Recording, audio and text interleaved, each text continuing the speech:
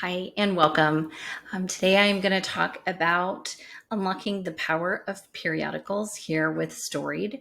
And we're going to specifically talk about births, marriages, and death records and how you can find those in newspapers. My name is Heather Honert. I am the Associate Marketing Manager here at Storied. And you can see I have my contact information up here because we are not live, if you would like to contact me, if you have any questions while you're watching this presentation and after, please feel free to email me and I'm happy to respond back with any kind of help I can provide. So let's jump in. Unlocking the power of periodicals. A lot of times, birth, marriage, and death records seem to be a little bit elusive in newspapers. And I think a lot of that has to do with the way that people search them. Sometimes people will only search one type of word that is associated with one of those. And so they kind of get stuck in kind of that narrow track and don't broaden their horizons to look for other things. An example of that would be obituaries. I think a lot of people think that, well, if I can just find an obituary, then, I'll be able to unlock all of this powerful information. And unfortunately, a lot of people didn't have an obituary in earlier newspapers. So you might be able to find something else. So make sure you keep your mind open when you're looking for different newspapers and their articles related to birth, marriage, and death. So what I'm going to do on every page, this one doesn't have dates, but what I will do is I will have example clippings that I have found directly at Newspaper Archive, which if you have an Ultimate Storied account, you do have access to all of the newspapers at Newspaper Archive. So it's pretty powerful. I'll include the date of the newspaper just to kind of give you a feel for when that date was. So here on this page, we have a marriage announcement, and that's pretty typical of what they would have looked like. We have a picture of a set of twins early 1900s, I would say here, and that's pretty unusual to have a picture and that it was twins. And then we also have what I would consider like an obituary for someone, so very detailed, and it even includes a picture. So we're going to take these kind of one at a time, starting with births and what you can look for. So here we have two typical birth announcements, and I've tried to add key points to each slide of things to kind of be aware of and pay attention to. So the first one here is, I chuckle every time I do this presentation, and I think about each one of these birth announcements here in the newspaper. Every single one of them mentions the father. Not one of them in these two mention mom, who carries the baby for 9 months. So I find that comical in a way. So that's one thing to kind of look for. Don't look for mom's name. If you are looking for her name, you might miss out on a birth record because she was not mentioned.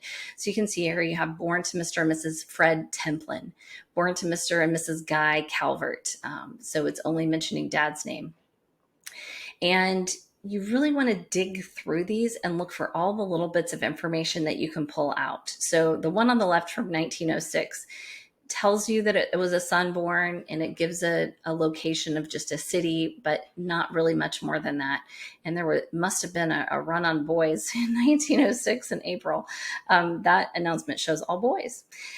So that one has a little bit of information. The one on the right that is Hello World has a lot more information. So for that one, you see dad's name, you see the address, you see possibly the hospital the baby was born in, their name, and even how much they weighed. So the one on the right is an example of one that you can really pull lots of information from to include in your family tree.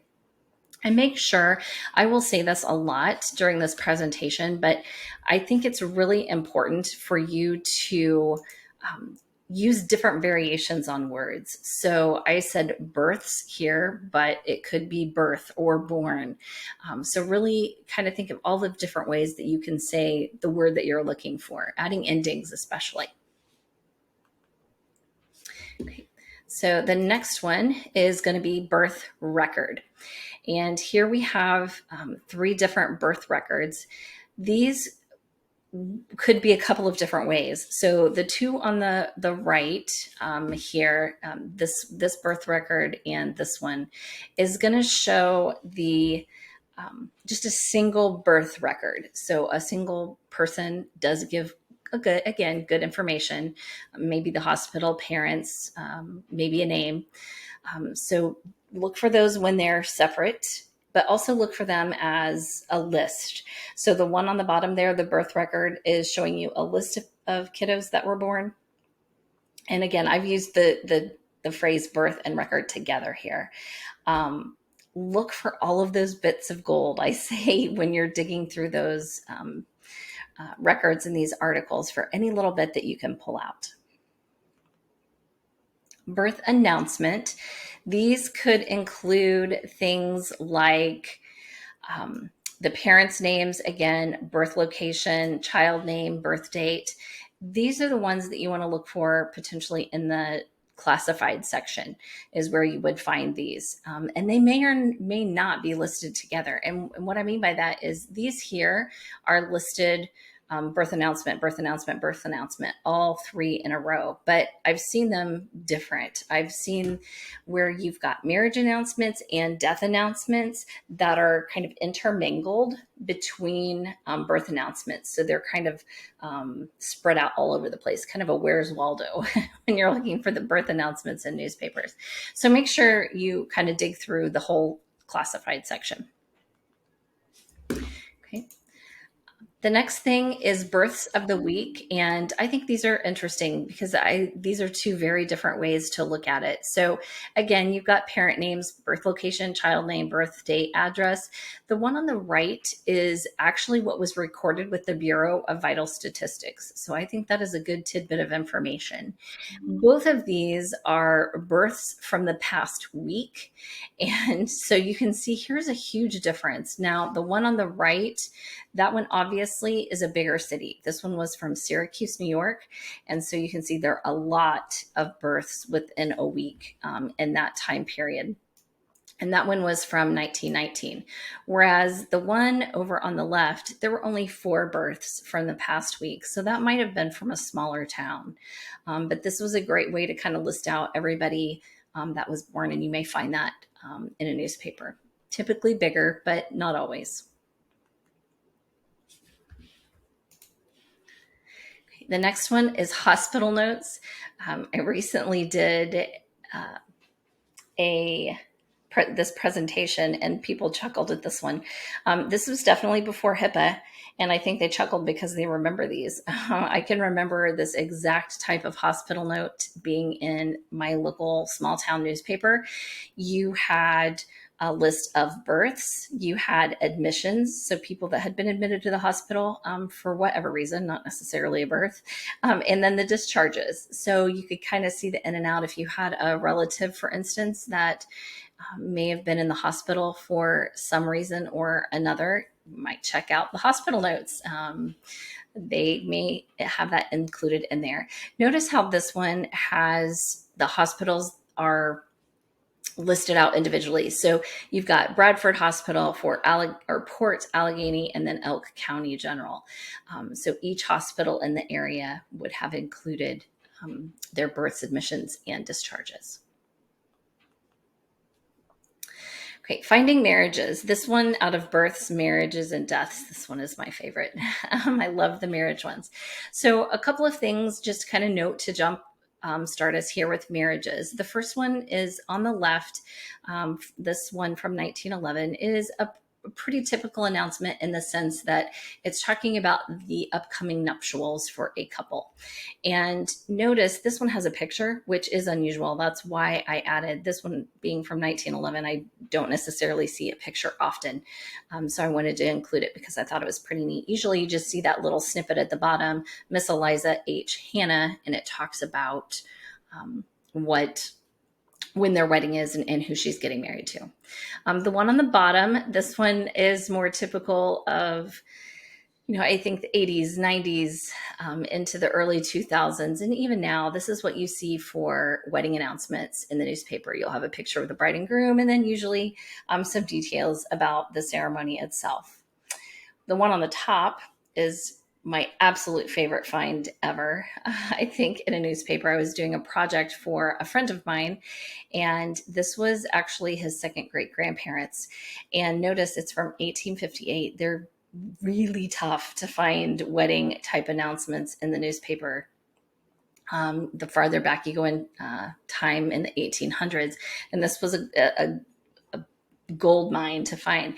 And what I really liked about this one is it was just unusual the way that it was written. It wasn't written like a typical wedding announcement. It was written more like a poem. So I have to share this one because it's so fun.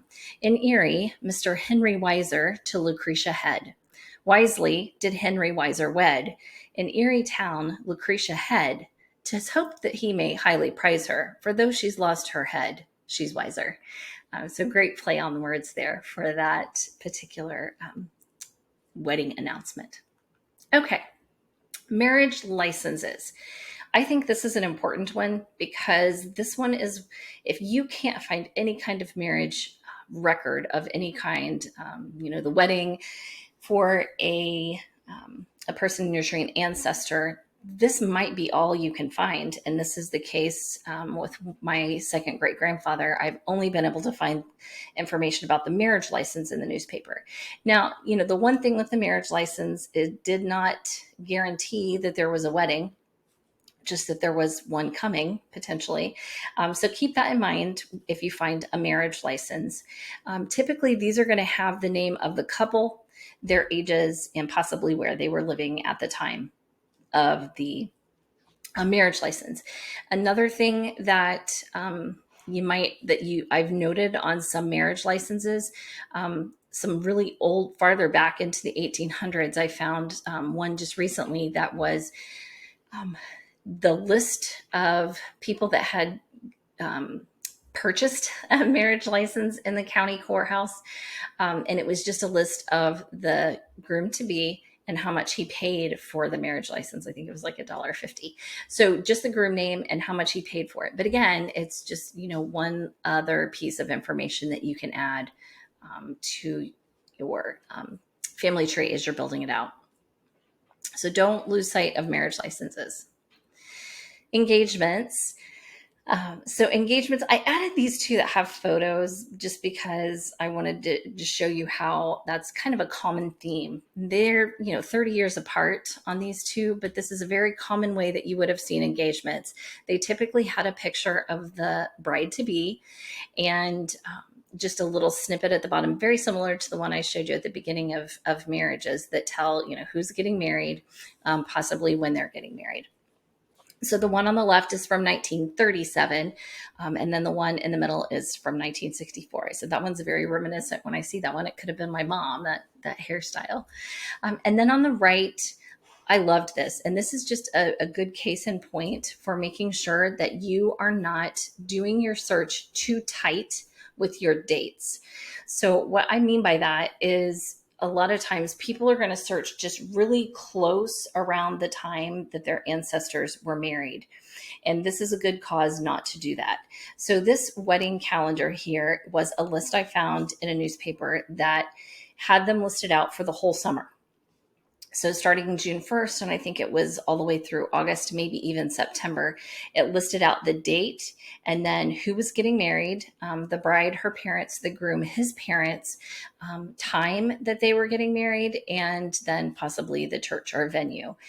So if you had someone that was married, let's say the end of August, if you were searching just right around the end of August in your dates, you might miss a wedding calendar like this. So definitely broaden those dates a little bit and don't be so tight on them. This one was from 1930 is when that wedding calendar was in the newspaper. Okay, the next one are bridal showers. These are fun. And if you can find a bridal shower, you are probably going to be inundated with information about your bride-to-be. Typically, you're going to see names of the bride, her mom, the groom's mom, siblings potentially, bridesmaids, definitely, even friends that attended the event. And they really had a lot of information in them. A lot of times they'll see an address in the article. I've even seen some decoration type things, or even gifts that they received for the bridal shower. So if you can find these gold mine of information. Another thing to think about when you're looking for bridal showers, don't look just for the term bridal shower. They can be a couple of different things I've seen in newspapers. So on the right here, that was miscellaneous shower. That was a way that when I first started doing this presentation, I had no idea what a miscellaneous shower was. I had to look it up. And it was just a form of bridal shower, and they called it a miscellaneous shower because it was the way for the bride and groom to get the miscellaneous items that they would need for starting their household. So same thing as a bridal shower, just a different name. Another one that I have seen, and the one on the left mentions this, but it does say bridal shower on it. Another thing I've seen is a linen shower. So same as the miscellaneous shower in the sense that this was a way for the bride and groom to get linens that they would need to start their household. So that's a couple different ways you can look for bridal showers. Weddings. Weddings, I think there's no in between when it comes to weddings and the announcements. They're either really short and not a lot of information, or they're long and drawn out and list every single detail that you can possibly think of for the day. So the one on the left is an older one. It was from 1836, and it does have a fair amount of information when it was, who married the couple, who was getting married, and their parents potentially here. The one on the right is an example of one that has a lot more of the intricate details. This one is my husband's grandparents from 1923. And again, it has who officiated, what time it was, where it was, bride, groom, their parents, the groomsmen, the bridesmaids, all the way down to what everyone was wearing, even the groomsmen. So, and the colors and the flowers. So if you can find one of those, you're very lucky. So look for different types of wedding announcements that you might find, and think wedding, weddings, married, marrying, married, marries. Think about different words that you can use in the way that you can search. Elopements. I was so surprised when I did a presentation in person on this one recently. I asked the audience how many had an elopement in their family tree somewhere, and I was stunned. I would say at least a third, if not half, of the people in the audience had an elopement in their family tree. These are fun. They have all kinds of fun information usually surrounding them. If it was an elopement, and it was, starting in I'm thinking as recent as the 1950s, and then going further back, the further back you go, the more scandalous they get. It was likely a lead story. So look for a lead story about typically someone missing. Not always the case, but I found that to be, a girl has gone missing, likely ran away with a boy, and that's how the elopement stories kind of get started. So look for any kind of lead stories. Use variations of the word: eloped, eloping, elopement. It's going to read very much like gossip, so get ready. And look for multiple stories. I think that there's multiple stories because they kind of shift that focus. And I see that a lot when I look for elopements. I see someone is missing, the girl is missing, likely with a guy. And then when she's found, or they are found, then there's kind of a follow-up story to that. So think about that. If you had an elopement, look for a lead story, and then look for missing to they're found, is a possible way to look for that. This one was crazy to me. It was the first half of 1882. This is from the New York World, a list of elopements that happened around the world. And this reads, seriously, it's like a soap opera, but the one one right in the middle there, it says, in London, a man eloped during his honeymoon with his mother-in-law. It's just scandalous. So if you have any elopements, make sure to look for those in newspapers. Don't discount divorces. If you had a divorce in your family tree, look for them. They were typically in court records. You might have a possible case number, which could be helpful. If you have a case number, you could go to the courthouse, provide that case number, and then potentially get more details about the divorce case itself. Typically, these records would include the parties that were involved in, and they usually gave a reason. Whoever was asking for the divorce, it would list why they were asking for the divorce. And it would also include information about custody of minors. I've never seen one that lists the names of children, but who received custody of them. So that might be helpful if you have a brick wall of some kind revolving around a divorce, that this might be something that could help. Anniversaries. These fascinate me. I could spend hours on anniversaries. So anniversaries typically have pictures, possibly wedding details, information about the couple, their children and grandchildren. So let's kind of dive into this. Let's look at the one on the far right is a popular type of anniversary article in a newspaper. This particular one was from 1909. And these couples were celebrating their golden wedding anniversary. So in 1909, they had been married for 50 years. That just blew me away. I knew I had to have this article. So in this article, you can see here that these are current pictures of the couples having been married for 50 years.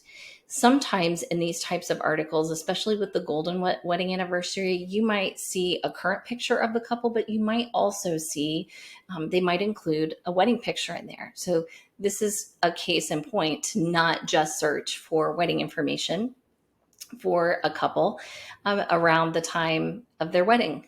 50 years later, you might find more information. It usually gave some info, these types of announcements about the couple and kind of their long life together. It may list their children if they don't have a lot. It may list grandchildren.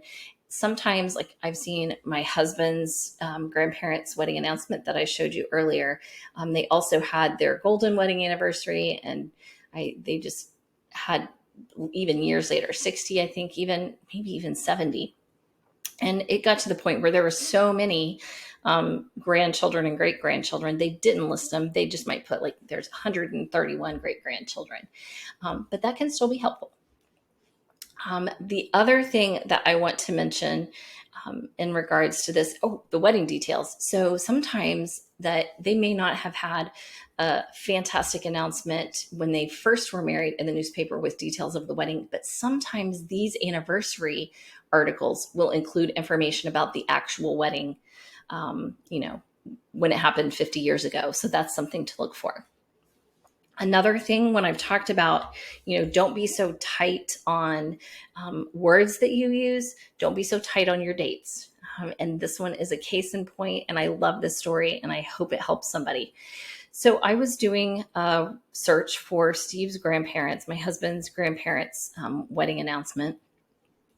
And when I did my search, I left my dates open. I didn't put any dates. They were married in 1923. I didn't get specific. And when I did, this particular weddings of yesteryear popped up as one of my top my search results. And it was 1989. And I'm trying to do the math, and I'm like, okay, it was not a special anniversary. It was definitely not when they got married. So why would this be 1989? Don't discount those. I clicked on it because I was curious at that point, and I found this, Weddings of Yesteryear. It was a supplement that had been in my small local newspaper in 1989, and they had put in a notice in the newspaper, hey, we're going to be doing a special supplement for weddings. If you would like to submit your wedding picture and just very minute details, like when were you married and who was married, very small. This resulted in a 17-page supplement. Not only did I find Steve's grandparents, I found many other relatives in there that I would never have found if I hadn't clicked on that. So Don't be so tight in your results that you lose sight of finding something like this. If it seems like it's a wonky date, try it anyway. Click on it and see what you can find. Might be something great.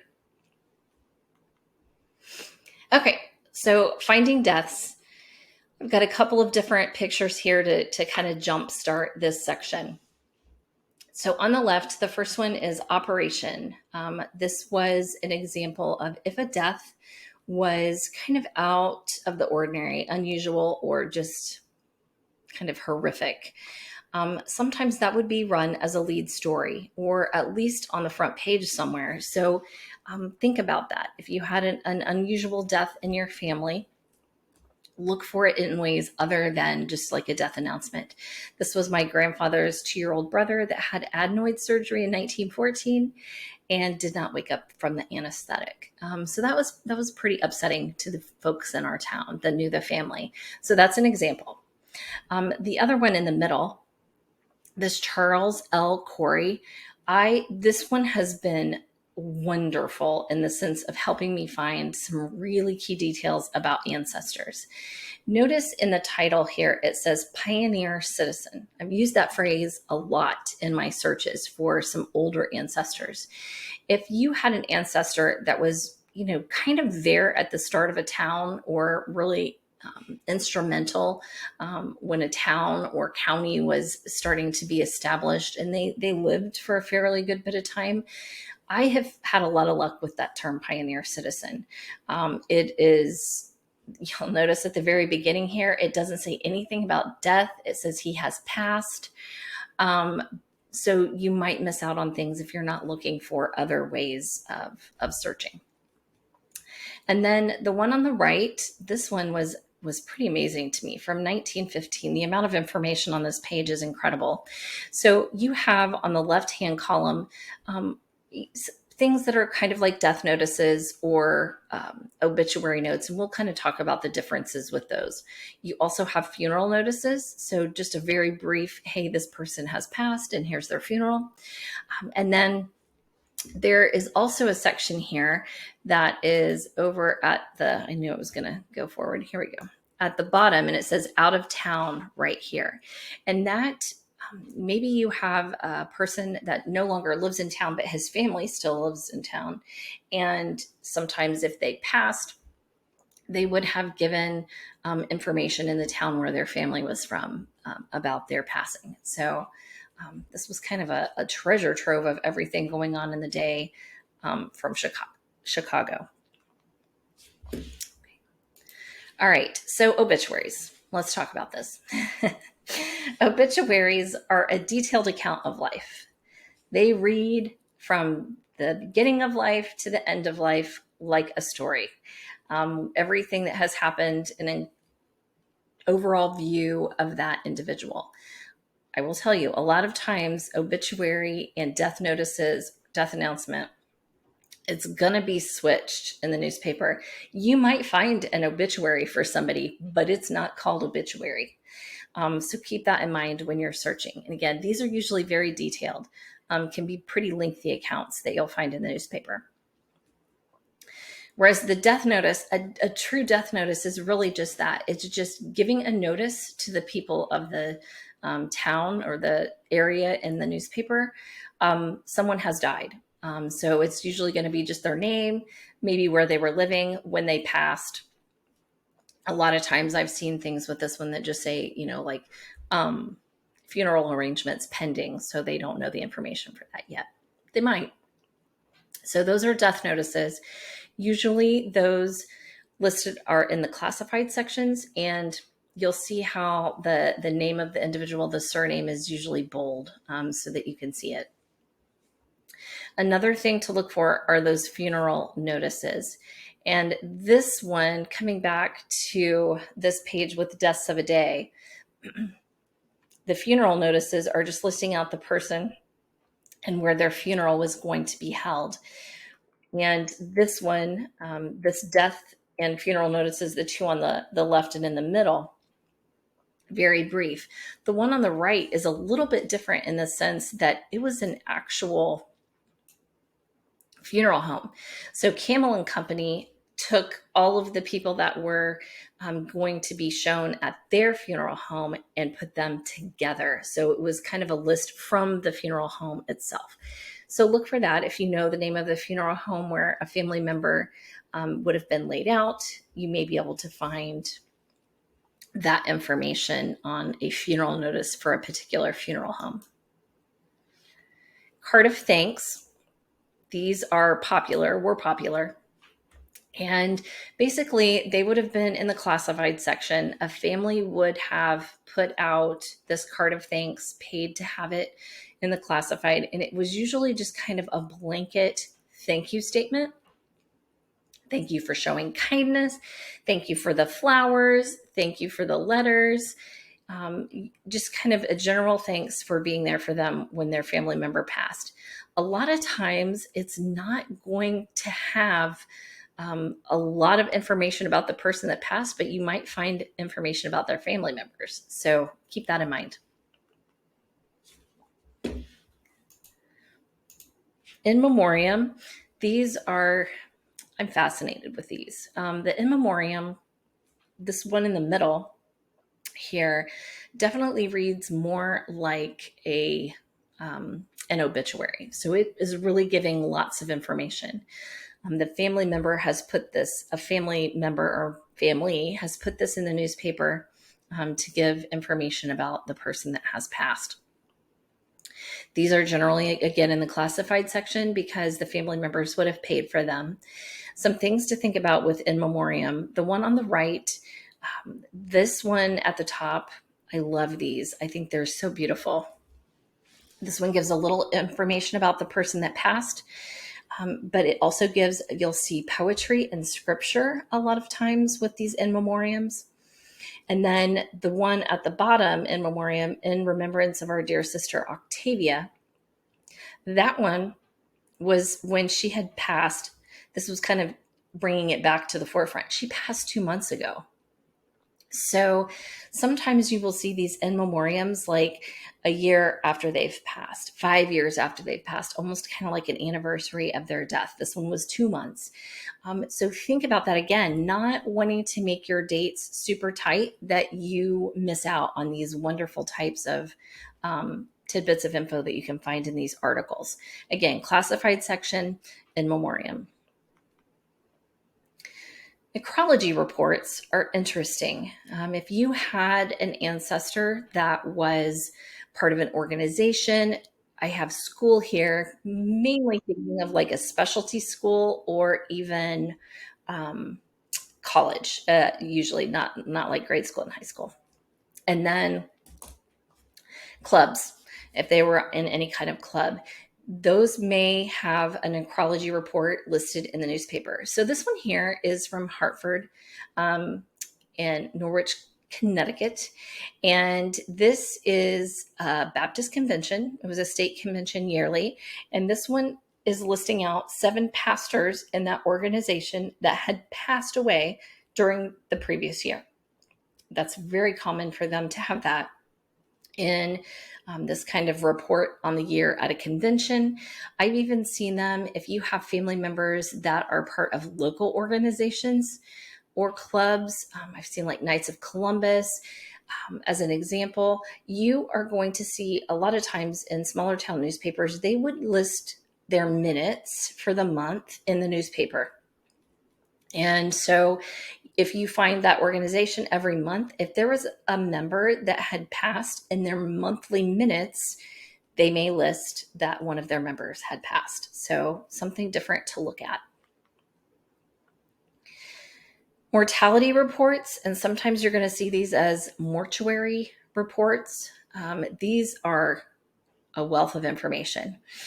These are all fairly older in time frame, late 1800s, early 1900s. You can see the one on the left.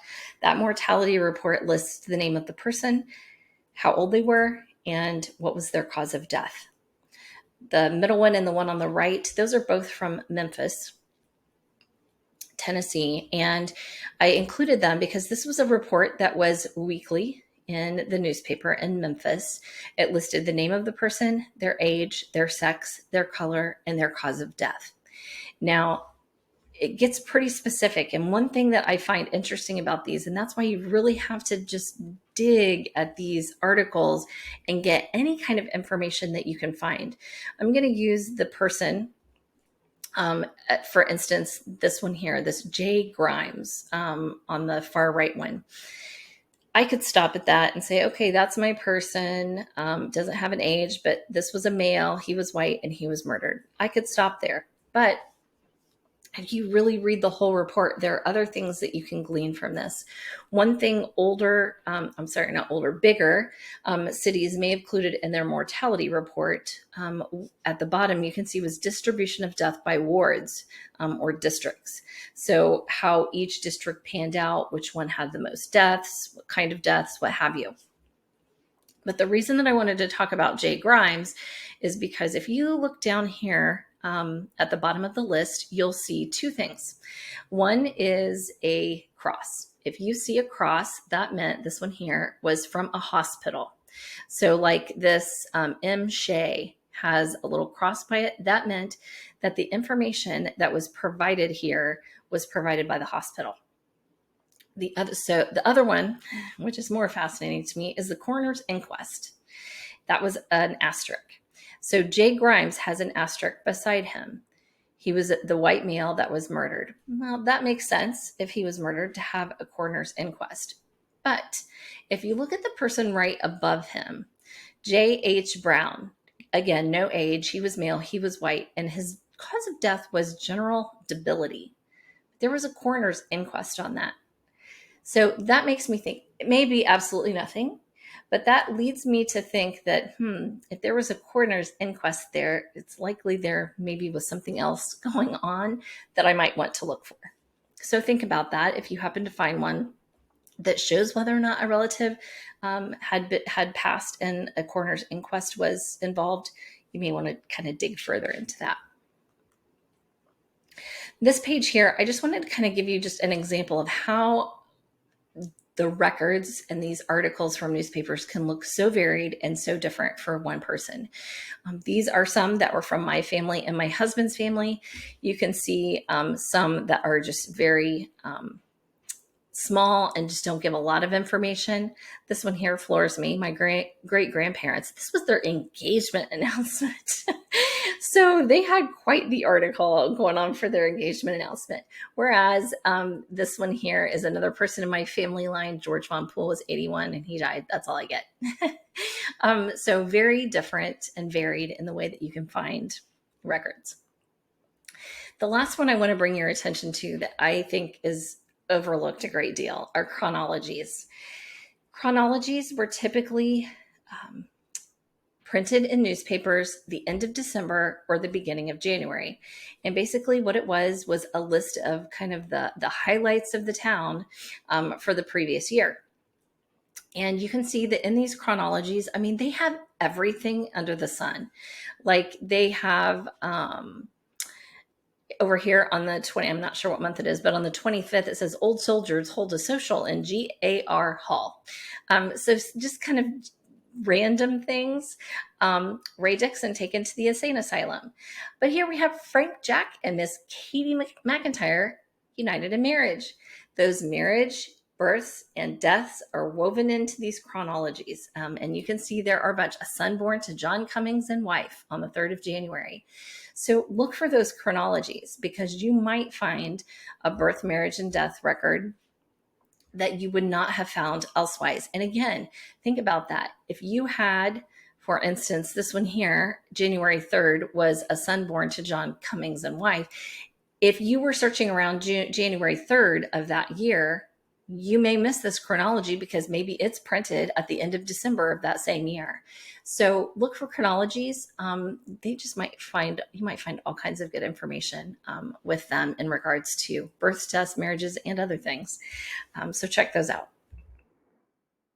Thank you so much for your time today and listening on this session about births, marriages, and deaths you can find in the newspaper. If you have any questions, my email is hhonert@storied.com. Reach out and I would be happy to answer those for you. Good luck in your search.